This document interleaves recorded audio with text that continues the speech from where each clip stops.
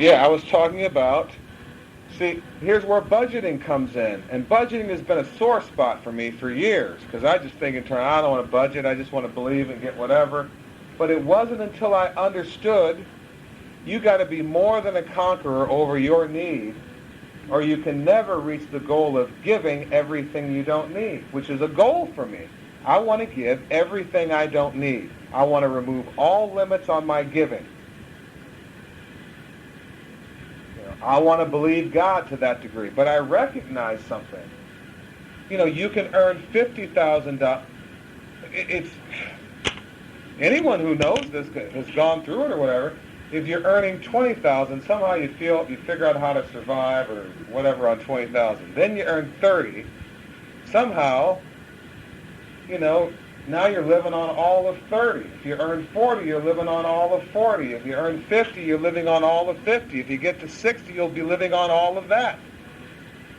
It's amazing. I'm one guy, I paid him more money, a significant amount of more money, and he had less things paid off than before because he immediately,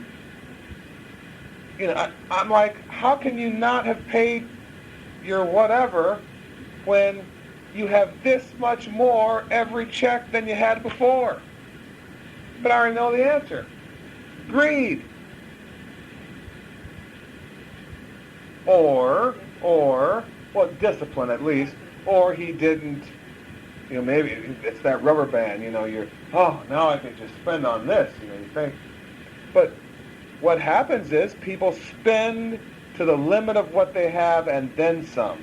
Sure, there are influences, television, radio, neighbors, other people have this, why shouldn't we have that? We live in this neighborhood, they got a Mercedes, and they're in the same neighborhood I am, why shouldn't we have a, honey, we can get a Mercedes, we can probably get a Mercedes, we can get a loan. I went and I talked to the guy, and he said, oh, don't worry about it, we checked your credit, it's fine, we'll loan you the money to get the Mercedes. So now you're in debt. Now you gotta have. We didn't buy a new car. We could have bought 2 brand new cars, but we didn't. We bought pre-owned cars, nice cars. I wanted something that was nice, that represented. That's just one situation. But you understand? So whatever that number is, you may not be at that number yet. The number may be, maybe you're at 60,000 and the number is 120,000. Maybe you're at 30 and the number is 60. Maybe you're at 20 and the number is 40. Whatever that number is, that needs to be a number that when you get there, you're cool. Just because you're supposed to prosper beyond every unbeliever, does that mean you're supposed to spend more than every unbeliever on your personal life? No. See, then what good have you done for the household? You're just taking that money now and spending it and giving it to unbelievers to have your 2, 3, 4, 5, 6 homes, 10 cars, and 5 or 10 yachts. So that Bertram, the unbelieving boat company, can have your money. So that Lennar, the unbelieving home builder, can have your... I don't know if you're unbelievers or not, but it's just an example. Just an example. I don't want any cards and letters coming in, any lawsuits. But I haven't heard either one of you guys mention Jesus Christ either. Hello? Maybe you have, though. So I'll give you the benefit of the doubt.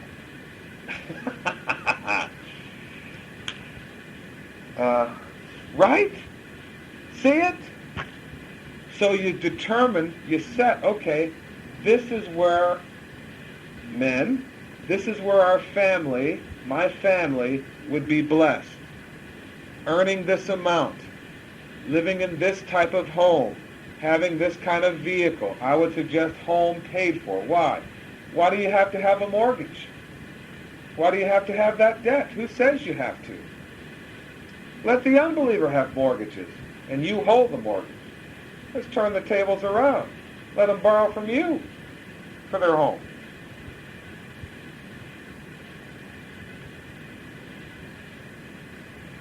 Cultivates the financial ideas of abundance.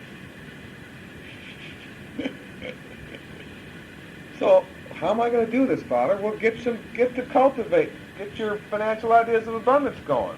I don't know how you're going to do it. You figure it out. Get some financial ideas going. What happened to all your inventions? See? Right. In your head. That's great. See? But action on those ideas. It may take some time. This idea is taken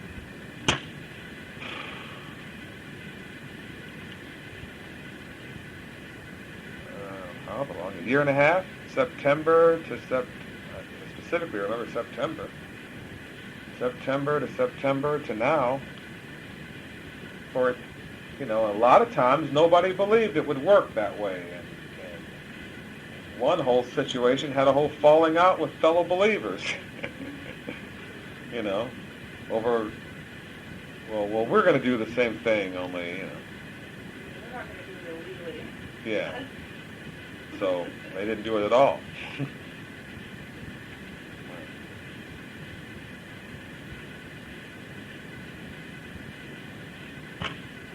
But, financial ideas of abundance, see? Cultivates those. Does it mean you won't have any challenges? Hell no. The adversary doesn't want you to prosper beyond every unbeliever. Right? Would he want you to prosper beyond every unbeliever? Heck no. He doesn't want you to prosper. At all. Not at all. Unbelievers, that's...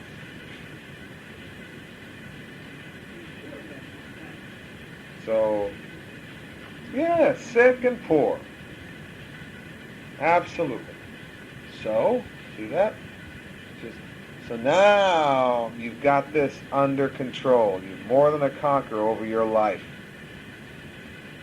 And the abundance keeps flowing in, so you have more and more and more to give.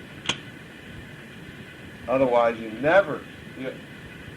how are you ever going to give beyond if your need keeps growing as you make more money? And that's the world. So if you make $1 million a year, you're going to spend the whole million. You're going to figure out that, because you're going to look and you're going to see someone in a red Ferrari, and you're going to go, I could buy one of those. One of the most fun things now is to look at things and go, I could buy that, but I don't want to. It's kind of a cool thing, to go, I don't want that. I like it. I don't have to have it. If I wanted to, I could buy it, but I'm not gonna. We did that when we went to Vegas, and we were walking around all of this plush stuff that was blinking. Yeah, we were in the Cartier shop, buddy. Those watches, millions sitting on the street. People walking in. Oh, did you take this roof off? We're looking at these people. How did you take that off? Buying fellas. $44,000 for a Pasha, $19,000 for a this, and the weight of gold, is $200. But Cartier's name is on it, so a few diamonds that would cost another $1,000 maybe, and it's wholesale $250 maybe. So you got $450, $500 worth of material that's $45,000. Give me a timer. Anything. It works. And the one I had on my hand, I had for 4 years. And the batteries cost as much as replacing the battery cost as much as the watch. And I felt fine about that watch. Real good. They look cute. They look fine. They were pretty. And that one was on trade. I found it in the box in storage.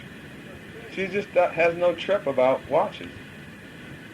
I like a fancy watch, but this one was given to me by my mom, so it has enough sentimental value that I just keep buying bands for it because I like it. It's like, it's given to me by my mom, so I'm going to keep it.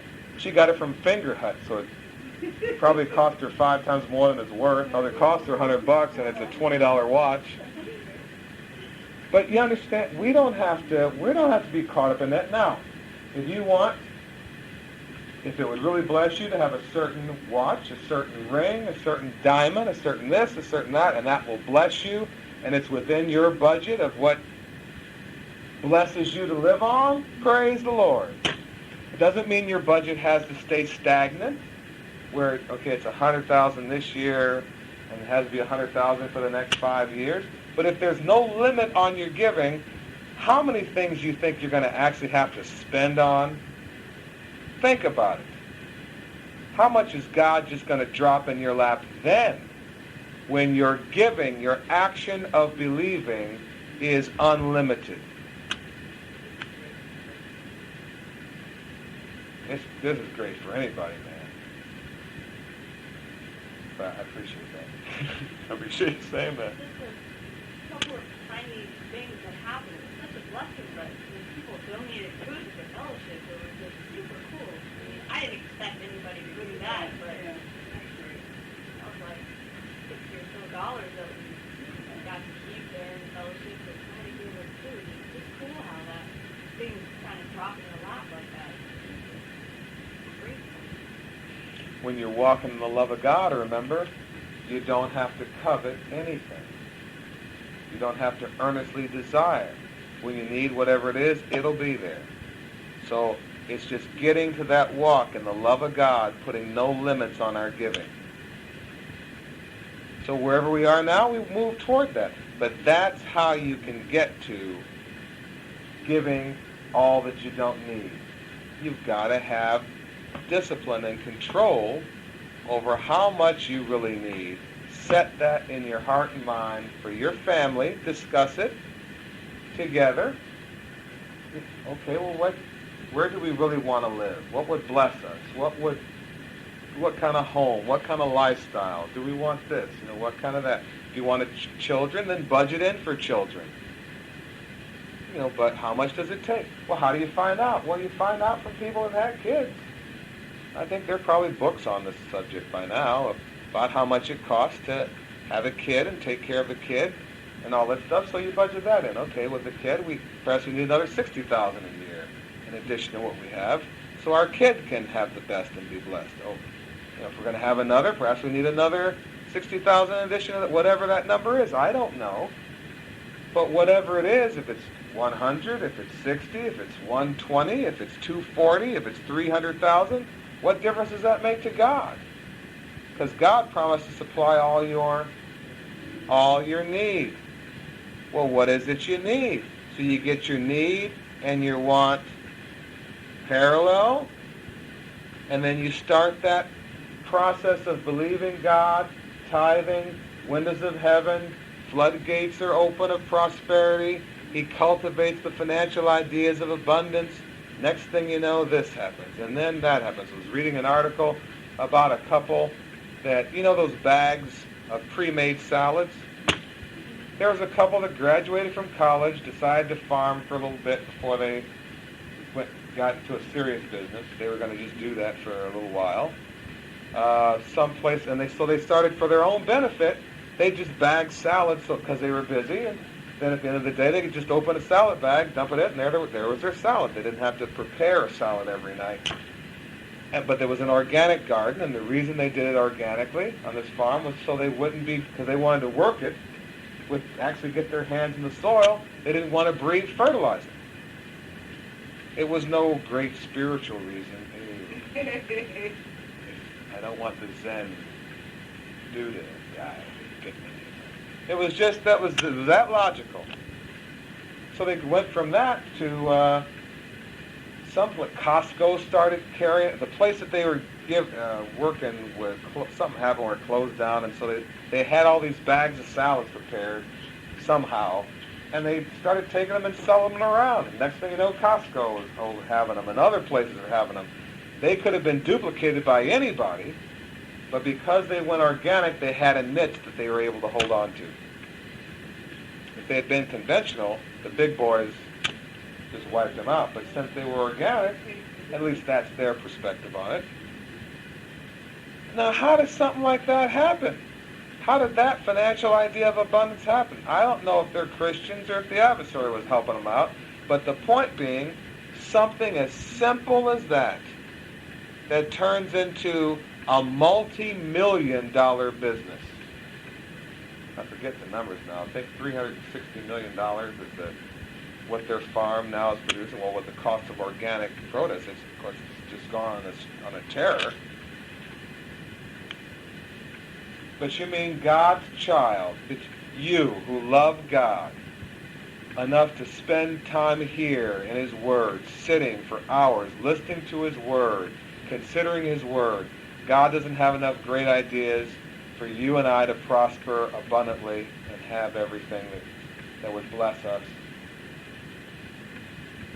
We just allow our minds to go to stupid places. We got to close those rooms that were the stupid rooms in our minds. If you close those doors, padlock them, throw the key away so we don't know where to find them, and just not go back into the stupid room or something. Okay, you guys. What do you guys want? I'm done talking. I want to hear from you guys, and then that's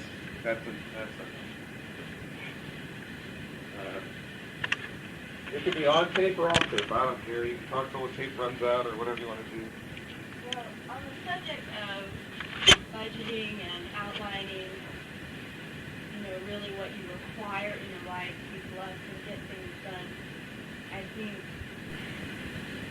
I think it's a tremendous thing, because then as you get more, you can see that your needs or what you require, what you want to be blessed in your life are being met, and the rest of it just doesn't matter. Mark and I were talking the other day, and we're still kind of growing into the stage where we have reached that point where we can, say, okay, well, now we can give everything else, because we still have a little debt, and we want to get a house and some other things, but, it goes, I don't understand why, you're making more money, but I don't understand how come you don't have more money saved. But, there's steps along the way to the point where we get to, I guess, our ultimate financial goal or whatever. And I'm sitting there thinking, and I'm like, it's the food. One of the steps was when we started making more money, I wanted to eat better. So, I'm spending $300 or $400 a month on food and vitamins and that kind of thing. So it's just kind of neat, if you have that in front of you, you can see that, what you're doing with it, I guess. What I'm trying to say. But the budgeting will help you get there, and not only that, having things to save for rather than just saving for no reason. Because then you could say, oh, I'm making another $20,000, well, I can save it. But, if you already saved what you need to save for, or what you wanted to save for, you can get rid of it. If you have it all down and, you really go over that, then it's much more simple to give everything that, I guess because you're clear on what you really require. So the rest of it's like, yeah, okay, so we can't just, it's not bad.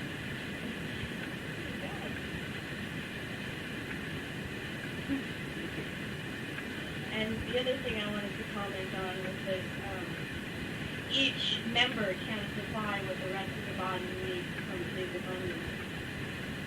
And it kind of hit me.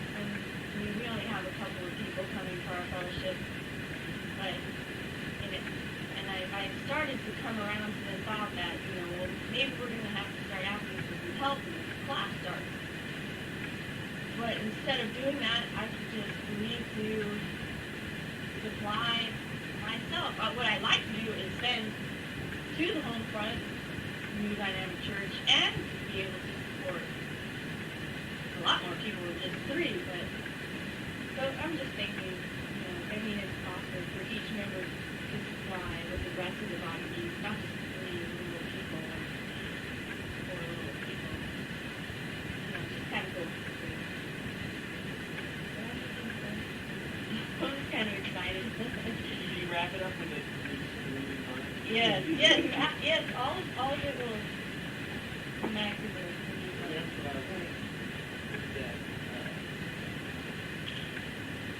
I think myself sometimes the challenge is that because you have so many different things going on at once, you have full job, family, responsibilities,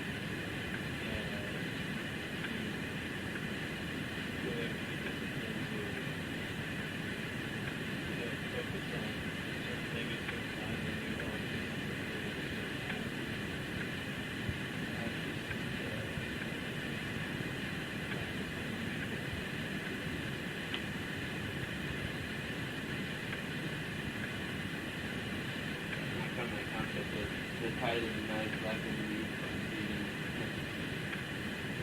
That's pretty awesome. It kind of blows your hair back a little bit. You get so easy to fall into that, like, oh, you really want to tithe and you really want to learn to share and all that. Your mind is right in that aspect, but then your mind is totally in the wrong place when you're thinking, oh, I really want to tithe, but man, if I tithe, I'm not going to be able to afford to, pay this bill or blah, blah, whatever. If you're giving it away, how do you eat it? But the thing about that is we've never not had a bill get paid. I know, you always think about it that way, like, oh man, how do I do it? Then you just push through and you're like, well, now looking back, we've never not paid thankful and you tithe anyways, and then that bill gets paid, it's like. Wow.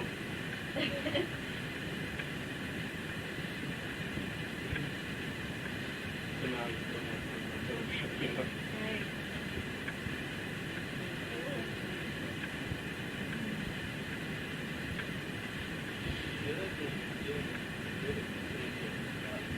You need it at one time, but just don't need it anymore. That's true. Or finding use for I'm them now. constantly going to my closet, and I'm like, I don't want my shirt 5 years. And I'll go through and get rid of shirts, and I go back to the closet, and I'm still there, and I'm like, why did I get rid of that? I don't wear it anymore. But my underwear, I don't have same pair of slippers. Wow. I won't. Cool. Poor Jayla. I tried to buy a new one. There's holy underwear. You won't? I said I don't need this. And they're falling apart. He likes his holy underwear. Oh, Jayla. I dyed Mark's gray one. They're like blessed. I'm like, I know how to fix this. I had all these spotted. boxer shorts that I had since when I was in the Coast Guard that had the white, boxer shorts. But they were Like dyed them all. But they were all spotted. We couldn't really afford new clothes at that time, so I dyed. Cool. So all those kind of things are just reduce mind tension. Is that correct? It comes down to that. A lot of our problems were like, well, this is not being so bad, one thing happens, another thing happens, like car died, and I need new tires, then my car needs new tires, and I have a funeral to pay for, and our rent was raised, all that stuff. Pressure. When you're getting along, like, okay.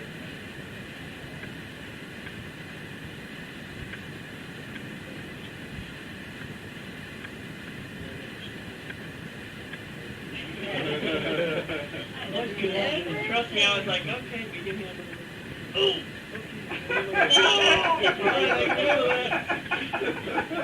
Is that right? Well, his medical bills, Oh. Yeah, but those people are because I go in, I say, look, here's what I make, here's what I can afford to pay you, and they don't put interest on medical bills.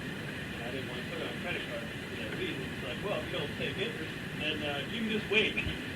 So when I have extra, I go in there and say, making a payment, and every time I go in, they think, it's not much. They're like, no, they're like, thank you so much. I'm like, yeah. Nobody else is going to pay him. We get so many medical bills from brand new bills. Oh, they come in here.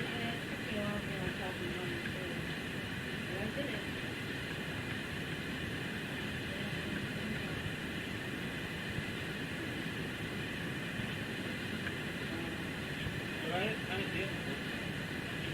The other thing is that those things happen.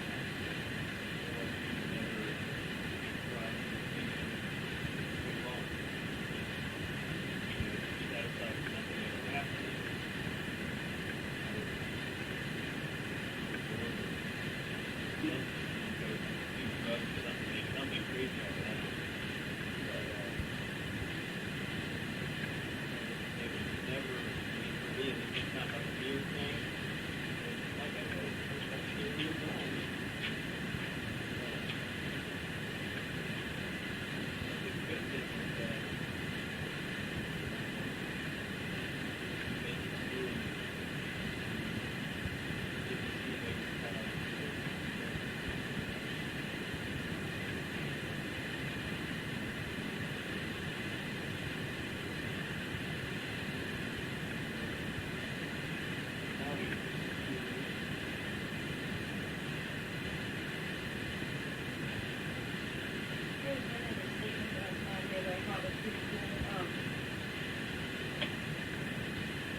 quick. The tithe, our minimum, becomes God's servant to others, breaking all bondage of limitation in the lives of fellow believers as well as in one's own life. I don't think I ever noticed that before, that the fellow believers were doing that.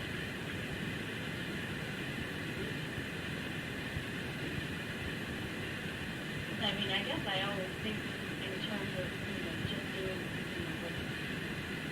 what it means not moving for a person or people or whatever, but breaking all bondage and limitations is a lot bigger. We really have an opportunity to do something that hasn't really been done since the first century. A lot of it. I've taught on this giving all you don't need. No, this is not new in teaching, and I understand more about it now than ever did. I mean, I understand really how you can do it. You've got to have some discipline. Your life's doing it, you can never do it. You can just keep spending. The more you make, the more you'll spend. The more you make, the more you spend. The more you make, the more you spend. And you only ever see yourself being able to give 10%. And occasional volunteer in there. Idiot. No, yeah, point. This is just, we'll leave this off the list. But then you start working with that. And the concept we were talking about, being more than a conqueror greed, not having greed, but all that is really fascinating combination of things to understand how it all fits together. A little more on deep over that word, use of that word, how to really deal with that.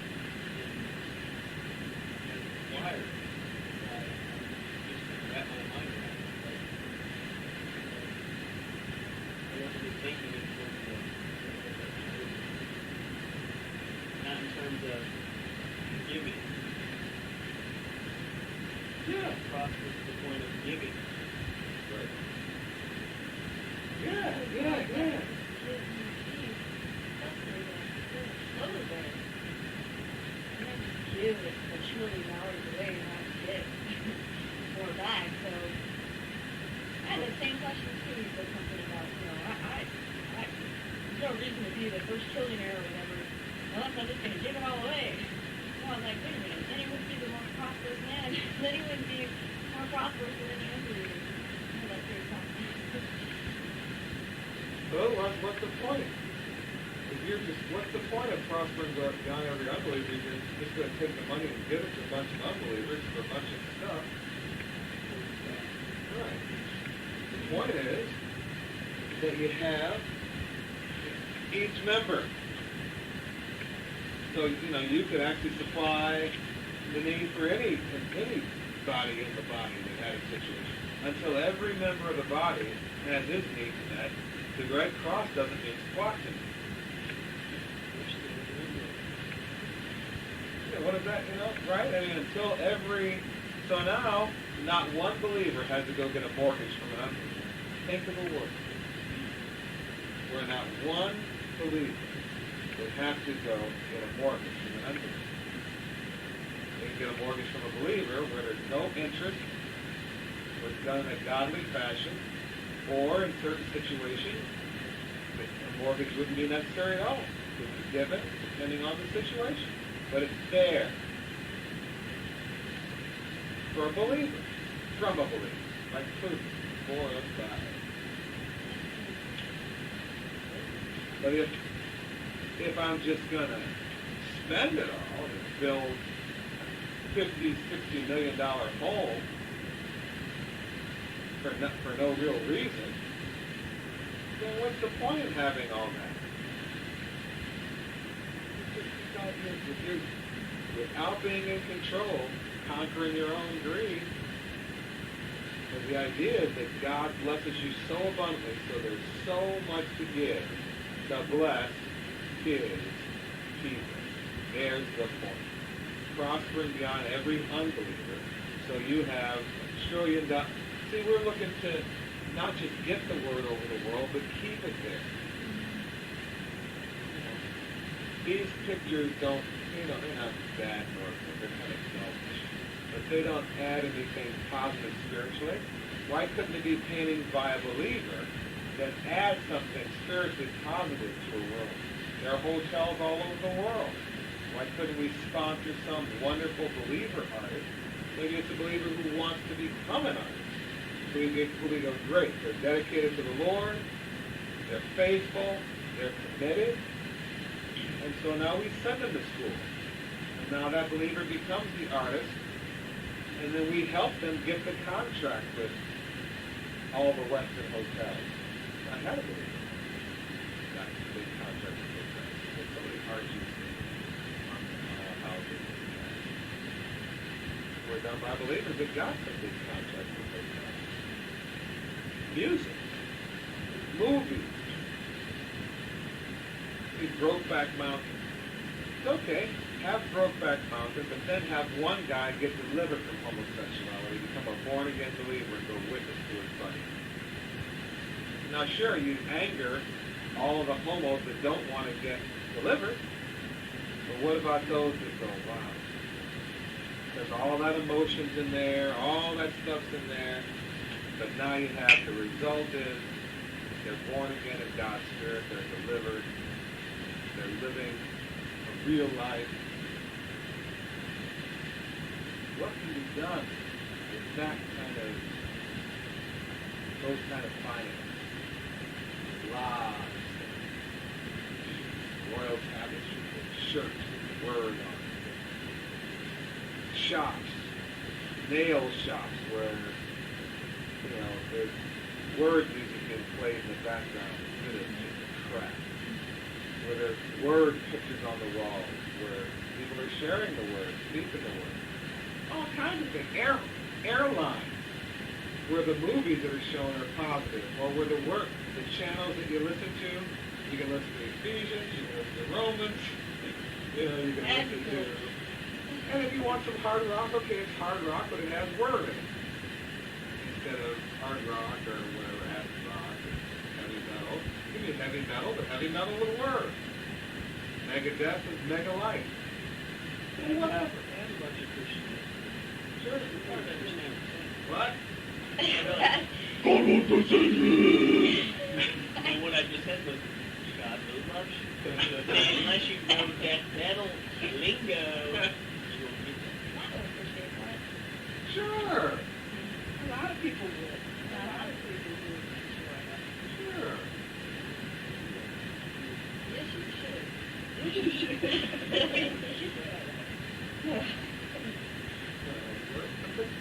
This hotel.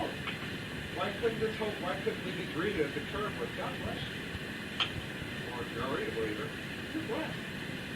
You're blessed today, sir. What can I take your bags for you?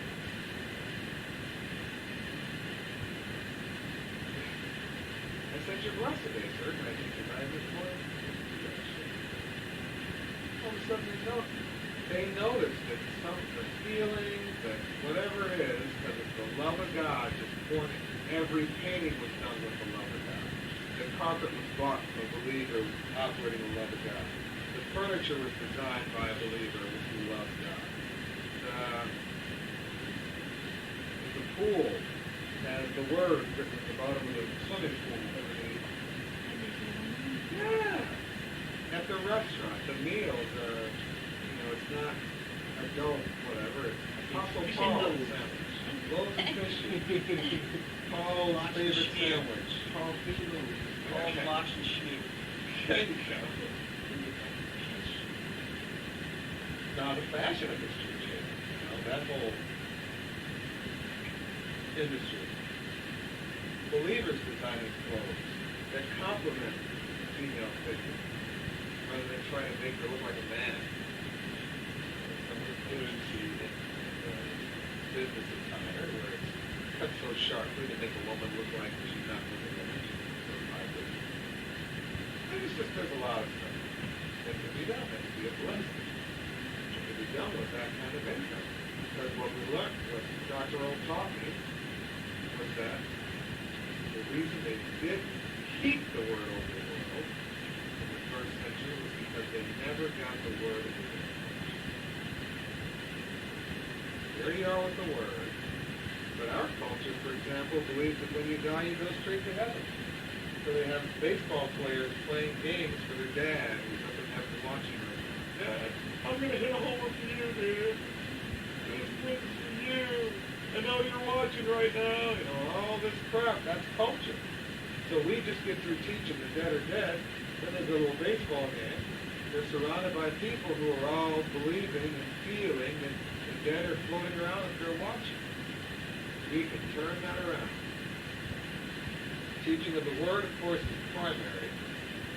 But now, to promote in the culture that when you die, you're dead. Put out some movies that when people die, you know, they don't come back and help you make pottery. Right?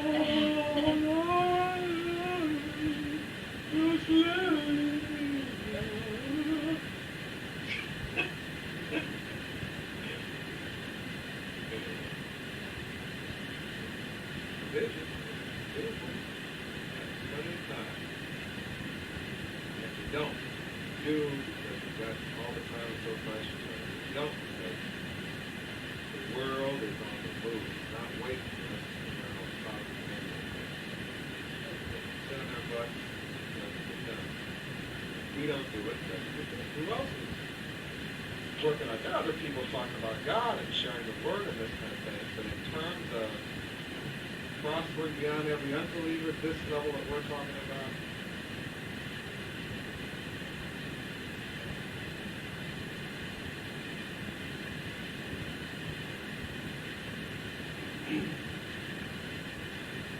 See, and that's part of it. As a couple, your vision as a believing couple, your vision is beyond just living together as a couple, maybe having a couple of kids, getting a wife to defense, and having grandkids and then dying and putting to rest. We have a lot more going on than that. And when you can be united on a vision of the movement of the Word and Word over the world and keeping the Word over the world, it's a whole other thing. Now, you know, you have a family, but your kids or whatever, if you choose to, and your kids, your whole family is united in that cause. You have a cause to live for that's bigger than yourself, that's bigger than your lifetime. If Christ doesn't come back soon enough, then your kids carry on and become those wonderful believers that stand for God and that carry forth on the Word, so that until Christ returns, there are true believers of His Word, standing in the gap, keeping the light lit in our country, in this country, in the world. And if you don't, who's going to do it? The world just says, hey, make enough money so you can travel around, buy expensive jewelry, buy Jewish clothing. There's all this stuff all over. You gotta have all this stuff and get yourself a Jaguar and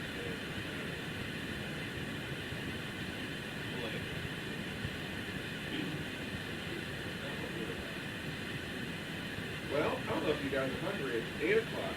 We have a special place we're going tomorrow night.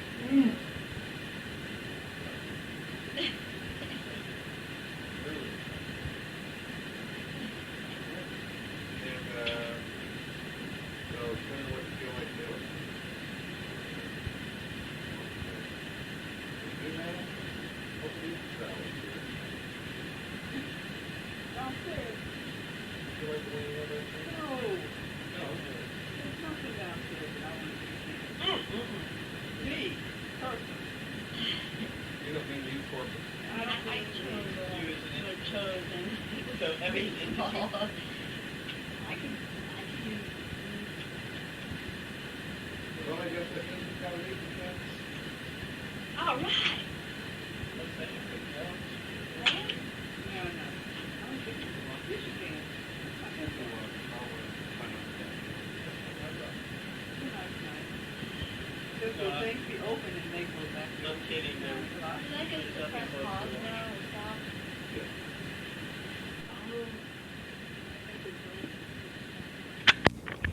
Well, this is the morning of Saturday, February the 18th. And it's wonderful to be together again with our crew from points east and west and north. And this morning I was really engrossed in one of these books that I got in preparation for this class, and it was sort of shocking to be brought back to what people are going through and what they're living through. It's a book called Nickel and Dimed, and I think did I read the back page of this yesterday? Really something, talking about people in the, quote, lowliest of occupations, unskilled labor in that situation, nickel and dimed on not getting by in America. And today we're going to read a portion of this, just the first chapter and the introduction, because it really, it's a lot about what's going on right now. And it's a lot about why people are so pushed into getting an education. But when they get an education, then they just move to this book, Strapped. So, as we used to call it, it's just a higher level of broke. So the way out is still only going to be God's Word, the principles in the Word, the truths of the Word. But it sure was great to read this morning. And interestingly enough, Ed, it was regarding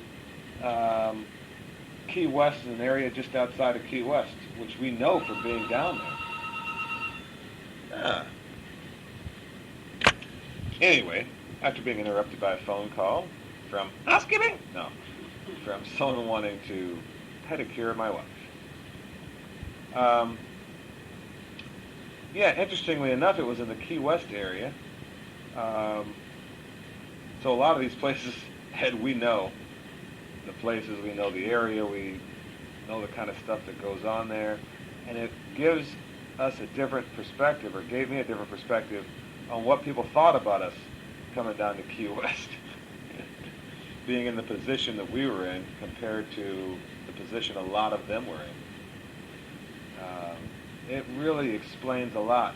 There are no excuses for not believing God's Word, of course, but there are reasons why people find it difficult at times.